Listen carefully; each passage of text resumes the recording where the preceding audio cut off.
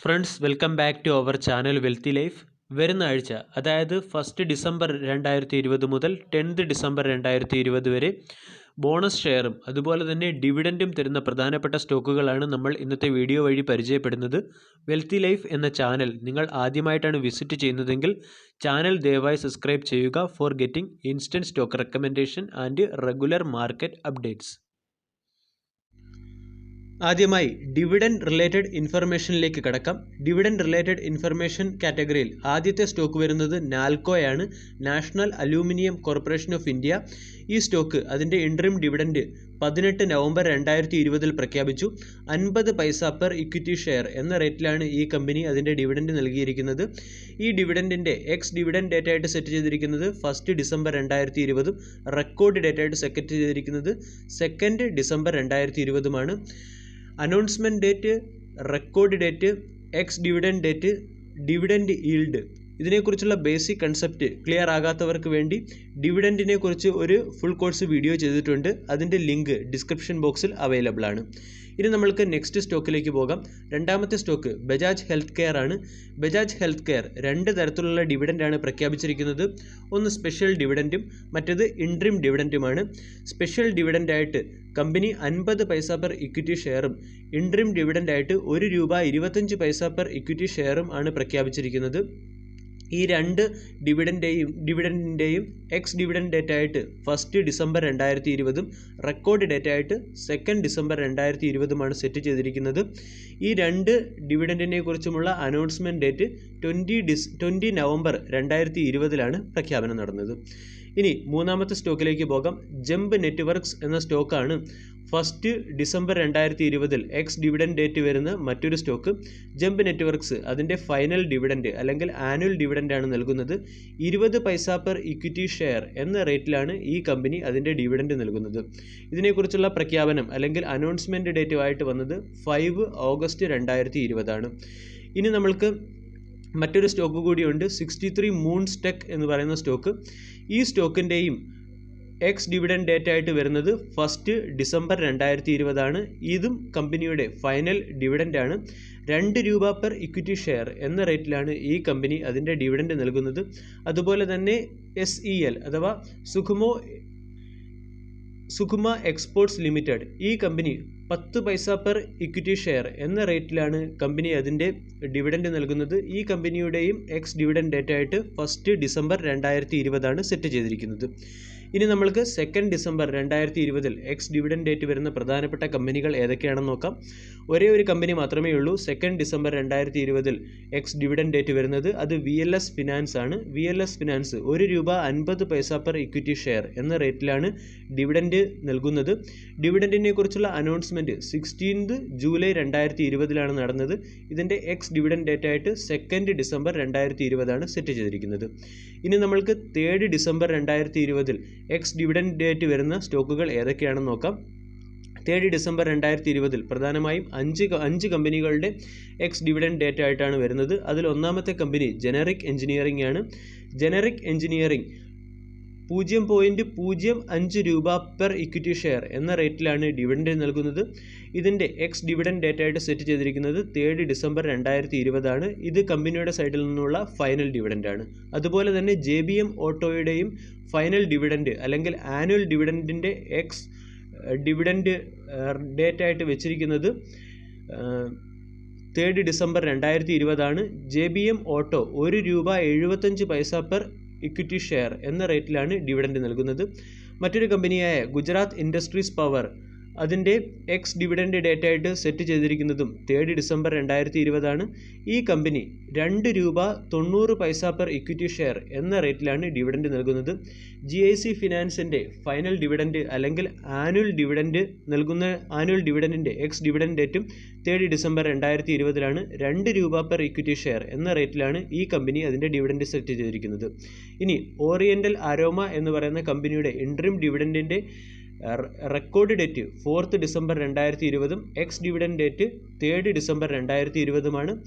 Oriental Aroma ₹2.50 per equity share എന്ന റേറ്റിലാണ് ഡിവിഡൻഡ് സെറ്റ് ചെയ്തിരിക്കുന്നത്.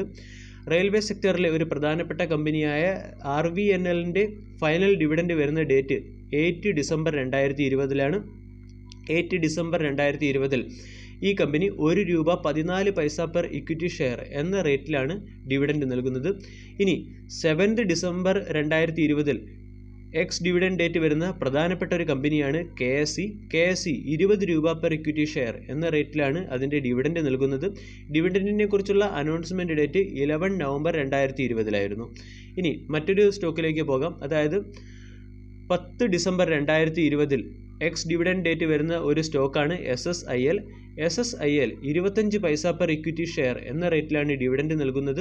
കമ്പനി അതിൻ്റെ ഫൈനൽ ഡിവിഡൻഡാണ് നൽകുന്നത്. ഫൈനൽ ഡിവിഡൻഡിൻ്റെ അനൗൺസ്മെൻറ്റ് 13 ജൂലൈ 2020 കമ്പനിയുടെ സൈഡിൽ നിന്നും ഉണ്ടായിട്ടുണ്ട്.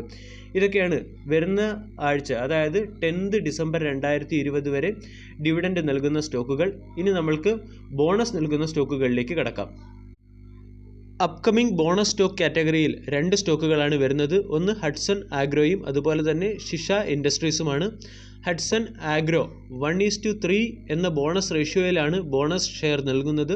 ഇതിൻ്റെ എക്സ് ബോണസ് ഡേറ്റ് ആയിട്ട് 9 ഡിസംബർ 2020 റെക്കോർഡ് ഡേറ്റ് ആയിട്ട് 10 ഡിസംബർ 2020 സെറ്റ് ചെയ്തിരിക്കുന്നത്. ഷിഷ ഇൻഡസ്ട്രീസ് അതിൻ്റെ എക്സ് ബോണസ് ഡേറ്റ് ആയിട്ട് 1 ഡിസംബർ 2020 റെക്കോർഡ് ഡേറ്റ് ആയിട്ട് 2 ഡിസംബർ 2020 സെറ്റ് ചെയ്തിരിക്കുന്നത്.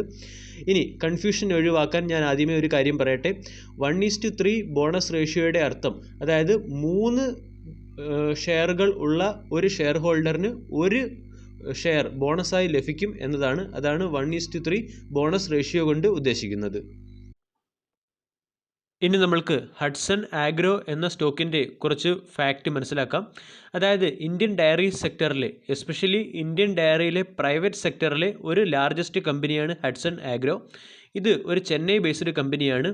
ഈ കമ്പനിയുടെ ഏറ്റവും പ്രധാനപ്പെട്ടതും അതുപോലെ തന്നെ ഏറ്റവും ഫേമസ് ആയിട്ടുള്ള ഒരു പ്രൊഡക്റ്റാണ് ആരോഗ്യ മിൽക്ക്.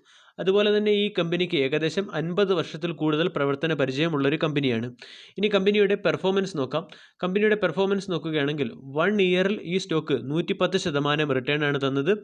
3 ഇയറിൽ ഈ സ്റ്റോക്ക് 44% റിട്ടേൺ ആണ് തന്നത്.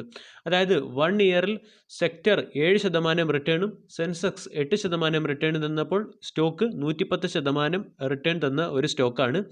ഇത് FMCG സെക്ടറിൽ ബിലോങ്സ് ചെയ്യുന്ന ഒരു സ്റ്റോക്കാണ്. ഇനി സ്റ്റോക്കിൻ്റെ കറണ്ട് സിറ്റുവേഷൻ നോക്കുകയാണെങ്കിൽ 1 വീക്കിൽ സ്റ്റോക്കിൽ -1.56% റിട്ടേൺ, അതായത് കറക്ഷനാണ് ഉണ്ടായിരിക്കുന്നത്. കാരണം ഈ സ്റ്റോക്കിൻ്റെ ബോണസ് സ്പ്ലിറ്റിനെ കുറിച്ചുള്ള ന്യൂസ് വന്നതിന് ശേഷം ഈ സ്റ്റോക്കിൽ ഒരു പ്രോഫിറ്റ് ബുക്കിംഗ് ഉണ്ടായി. അതുകൊണ്ടാണ് ഈ സ്റ്റോക്കിൽ ഒരു കറക്ഷൻ ഉണ്ടാവാനുള്ള കാരണം. 1 മന്തിലെ പെർഫോമൻസ് നോക്കുകയാണെങ്കിൽ 1 മന്തിൽ ഈ സ്റ്റോക്ക് 55% റിട്ടേൺ ആണ് തന്നത്. ഇനി ഈ സ്റ്റോക്കിൻ്റെ ബാക്കിയുള്ള ഇയർ ഓൺ ഇയറിലെ പെർഫോമൻസ് നോക്കുകയാണെങ്കിൽ 5 ഇയറിൽ ഈ സ്റ്റോക്ക് 329% റിട്ടേണും 10 ഇയറിൽ ഈ സ്റ്റോക്ക് 4573% റിട്ടേണും ആണ് തന്നത്. ഈ സ്റ്റോക്കിൻ്റെ ഇത്രയും നല്ല ഒരു റിട്ടേൺ നമ്മൾക്ക് ഈ സ്റ്റോക്കിൻ്റെ PEയിലും കാണാവുന്നതാണ്. അതായത് ഇൻഡസ്ട്രിയുടെ PE 71ഉം സ്റ്റോക്കിൻ്റെ PE 95.19ഉമാണ്. അതായത് സ്റ്റോക്ക് ഒരു ഹൈ വാല്യുവേഷൻ അല്ലെങ്കിൽ പ്രീമിയം വാല്യുവേഷൻ സ്റ്റോക്കാണ്. ഇനി ലാസ്റ്റ് ട്രേഡിംഗ് സെഷനിലെ ഡെലിവറി നോക്കുകയാണെങ്കിൽ 37% ഡെലിവറിയാണ്. വളരെ നെഗ്ലിജിബിൾ ആയിട്ടുള്ള ഡിവിഡൻഡ് തരുന്ന ഒരു കമ്പനിയാണ്.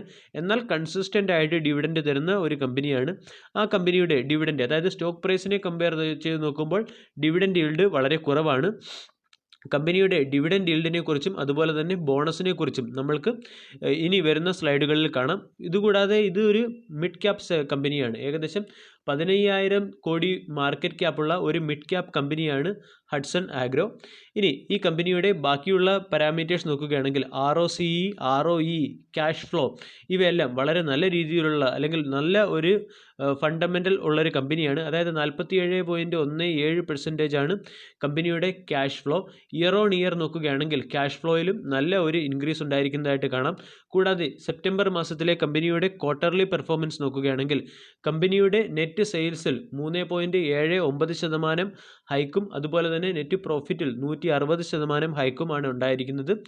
ഓവറാൾ വളരെ നന്നായി അല്ലെങ്കിൽ നല്ല രീതിയിൽ പെർഫോം ചെയ്യുന്ന, അത് ഈ ലാസ്റ്റ് Q2 റിസൾട്ടിൽ കൂടി വളരെ നന്നായി പെർഫോം ചെയ്ത ഒരു കമ്പനിയാണ് ഹഡ്സൺ ആഗ്രോ. ഇനി ഹഡ്സൺ ആഗ്രോയുടെ പ്രധാനപ്പെട്ട ഡിവിഡൻറ്റിൻ്റെ ഹിസ്റ്ററി നോക്കുകയാണെങ്കിൽ എല്ലാ വർഷവും 4 പ്രാവശ്യം ഡിവിഡൻറ്റ് തരുന്ന ഒരു കമ്പനിയാണ്. അതായത് 3 പ്രാവശ്യം ഇൻട്രിം ഡിവിഡൻറ്റും 1 പ്രാവശ്യം സ്പെഷ്യൽ ഡിവിഡൻറ്റും തരുന്ന കമ്പനിയാണ്. 2019 നോക്കുകയാണെങ്കിലും കമ്പനി 4 പ്രാവശ്യം ഡിവിഡൻറ്റ് തന്നിരുന്നു. 17 കമ്പനി 2 പ്രാവശ്യം, അതിന് പിന്നിലുള്ള വർഷങ്ങളിലെല്ലാം കമ്പനി മിനിമം 2 പ്രാവശ്യം ഡിവിഡൻറ്റ് തന്നിട്ടുണ്ട്. അതുപോലെ തന്നെ ബോണസ് ഷെയറിനെ കുറിച്ച് നോക്കുകയാണെങ്കിൽ 2012 കമ്പനി 1:2 എന്ന റേഷ്യോയിൽ ബോണസ് ഷെയർ തന്നു. അതുപോലെ തന്നെ 2016 കമ്പനി 2:5 എന്ന് പറയുന്ന റേഷ്യോയിൽ ബോണസ് ഷെയർ തന്നിട്ടുണ്ടായിരുന്നു. അതുപോലെ തന്നെ 2020 കമ്പനി 1:3 എന്ന് പറയുന്ന ബോണസ് ഷെയർ തന്നിട്ടുണ്ടായിരുന്നു. അതായത് ഡിവിഡൻറ്റ് ബേസ് നോക്കുകയാണെങ്കിലും അതുപോലെ തന്നെ ബോണസ് ഹിസ്റ്ററി നോക്കുകയാണെങ്കിലും വളരെ നല്ല രീതിയിൽ ഡിവിഡൻറ്റും ബോണസും തരുന്ന ഒരു കമ്പനിയാണ് ഹഡ്സൺ ആഗ്രോ.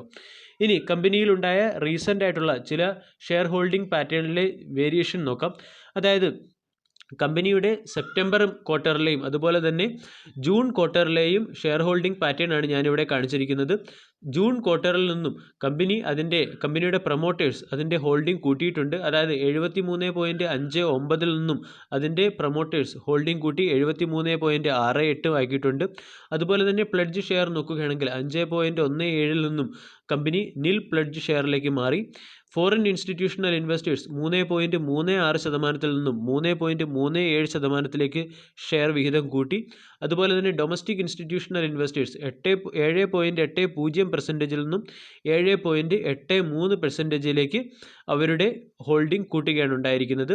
അതായത് മ്യൂച്വൽ ഫണ്ട് അവരുടെ ഹോൾഡിംഗ് കുറയ്ക്കുകയാണ് ചെയ്തത്. 5.92 നിന്നും റെഡ്യൂസ് ചെയ്ത് 5.91 മ്യൂച്വൽ ഫണ്ട് അവരുടെ ഹോൾഡിംഗ് റെഡ്യൂസ് ചെയ്തിരിക്കുന്നത്.